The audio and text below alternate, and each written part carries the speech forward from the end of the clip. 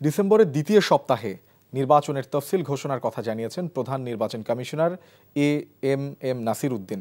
সকালে রাজধানীর শেরেবাংলা নগর সরকারি বালিকা উচ্চ বিদ্যালয়ে মক ভোটিং পরিদর্শনে এসে একথা জানিয়ে তিনি বলেন, ভোট আয়োজনে সব ধরনের প্রস্তুতি নিচ্ছে কমিশন। সিইসি বলেন, দেশের আইনশৃঙ্খলা পরিস্থিতি কখনোই পুরোপুরি ভালো ছিল না, তবে সার্বিকভাবে ভোটের সুষ্ঠু পরিবেশ নিশ্চিত করতে চায় ইসি। গণভোট নিয়ে এখনও প্রচার শুরু হয়নি জানিয়ে সিইসি বলেন, সরকার ও ইসি গণভোট নিয়ে ব্যাপক প্রচার চালাবে। সকাল ৮টায় রাজধানীর শেরেবাংলা নগর সরকারি বালিকা উচ্চ বিদ্যালয়ে মক ভোটিং কার্যক্রম শুরু হয়, চলে দুপুর ১২টা পর্যন্ত। দুটি ব্যালটে এই ভোট অনুষ্ঠিত হয়। সাদা কালো রঙের ব্যালটে জাতীয় নির্বাচনের ভোট দেয় ভোটাররা, আর গোলাপি রঙের ব্যালটে দেয় গণভোট। ভোটারদের মধ্যে দেখা গেছে মিশ্র প্রতিক্রিয়া।